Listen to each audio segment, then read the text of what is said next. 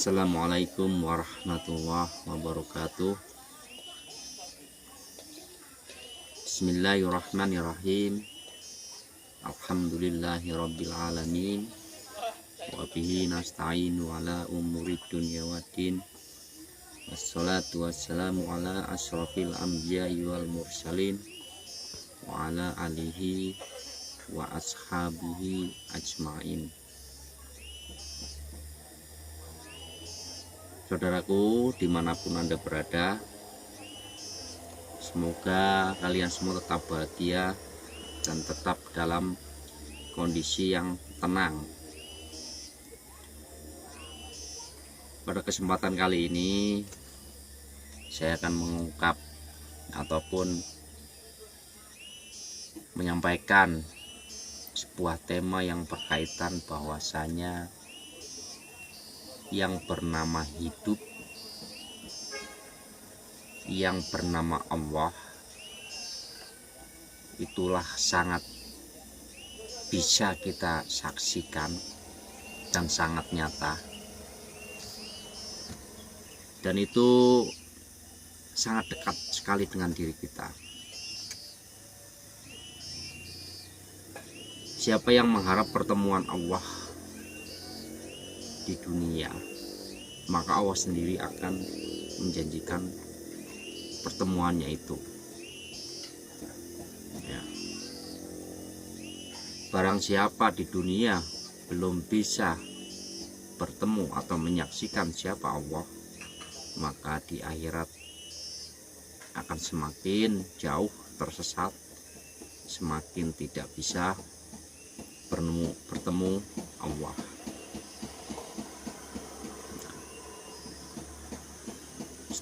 Sedulurku, dimanapun Anda berada, jadi Allah itu bukan gaib. Gaib bagi mereka yang meyakininya hanya sebatas nama,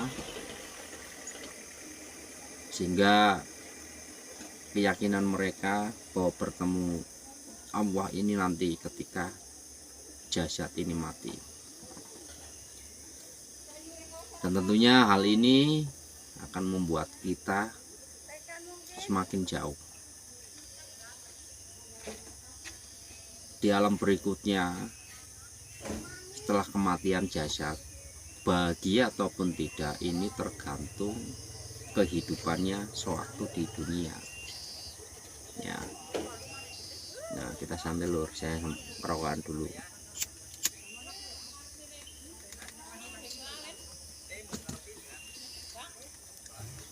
Tergantung bagaimana dia berada di dunia.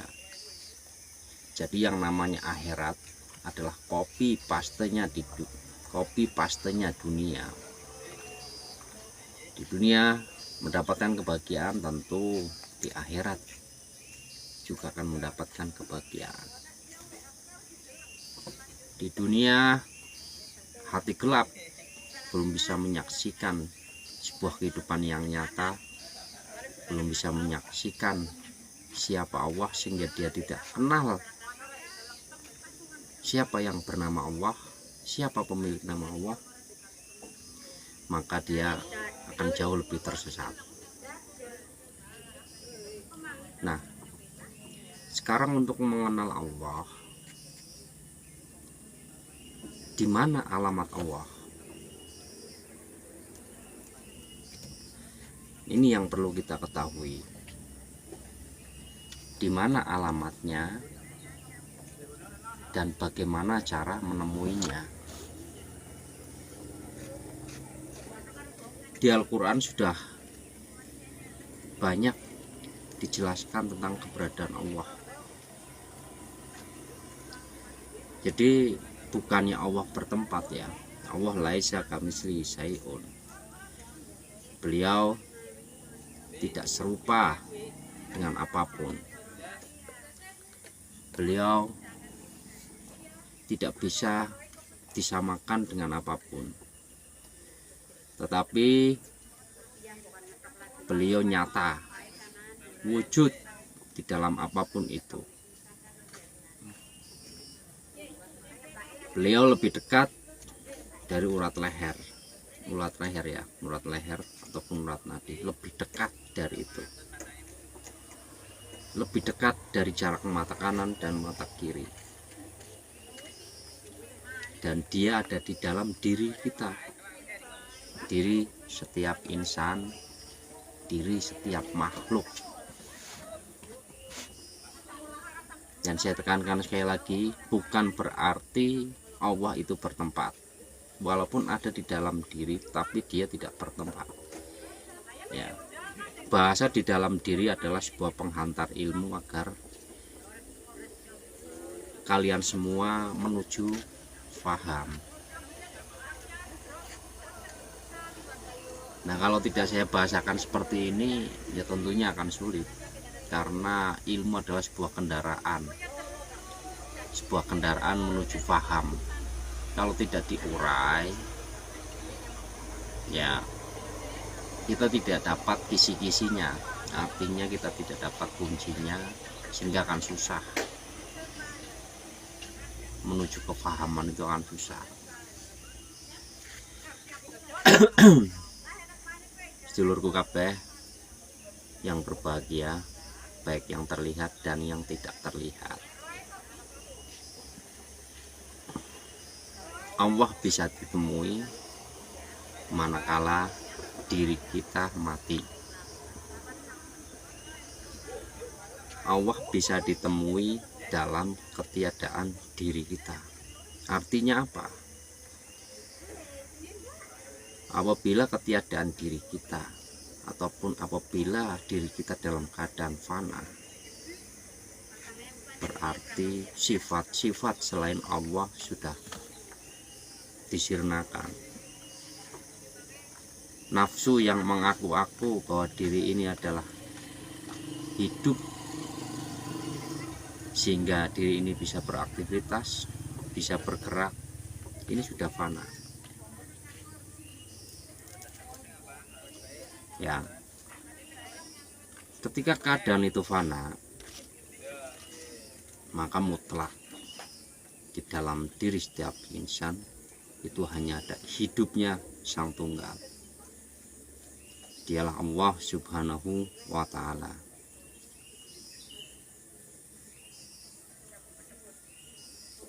Allah itu meliputi sesuatu. Ya, taubahnya seperti ikan di dalam air. Ikan di dalam air, dia sudah sangat dekat sekali dengan air. Ketika ikan ini tidak bisa melihat air, di mana mata hati dia? Ya, begitu juga manusia. Manusia itu dalam liputannya, kita itu bagian terkecil dari nur Allah. Dan di situ ketika kita basiroh tertutup, tidak bisa melihat Allah, tertutup oleh apa? Padahal Allah sendiri itu tidak tertutupi sesuatu, hanya saja kitalah yang menutupinya. Nah, tutup itu berupa apa? Ya berupa keakuan, berupa pengakuan diri merasa hidup, seolah-olah jasad ini hidup sehingga saya bisa beraktivitas, sehingga semuanya diakui. Ini perbuatanku, ini hasil jerih payahku, ini kekayaanku, ini jabatanku, ini ibadahku, dan ini kealimanku. Ini yang paling berbahaya. Ya. Padahal satu gerak, satu aktivitas tanpa hidup di dalam diri yang bernama Allah itu, maka akan mustahil satu benda akan bisa bergerak. Nah, maka itu sejatinya seorang manusia itu adalah pembawa amanah Allah. Manusia itu pengemban amanat Allah, karena di dalam diri manusia itu tertanam rahasia yang sangat luar biasa. Nah, hal ini tidak diserahkan kepada malaikat ataupun iblis ataupun makhluk yang lain, tetapi kepada diri manusia. Karena manusialah yang bisa mengungkap satu rahasia yang tersembunyi, dan itu amat mahal, luar biasa lah rahasia itu. Nah, makanya untuk menemui Allah kita harus senantiasa melakukan perenungan. Yang tadi saya katakan, dari proses perenungan diri itu, maka sifat mengaku-aku itu lama-lama akan fana, lama-lama akan sirna, sehingga bukan manusianya itu yang mengaku Allah. Tidak diperbolehkan manusia mengaku Allah, hanya Fir'aun saja.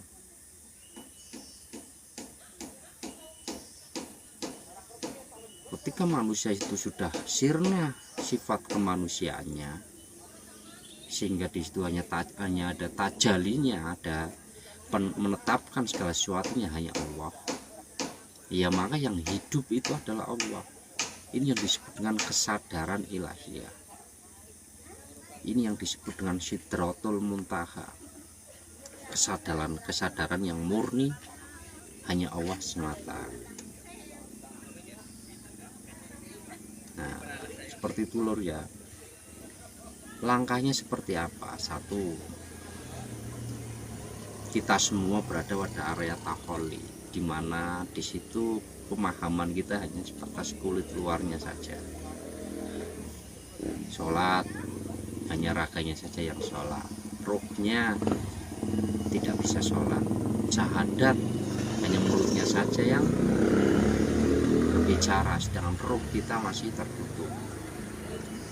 Ya, terus aktivitas ibadah yang lain ini tidak bisa masuk ke dalam esensi yang sesungguhnya.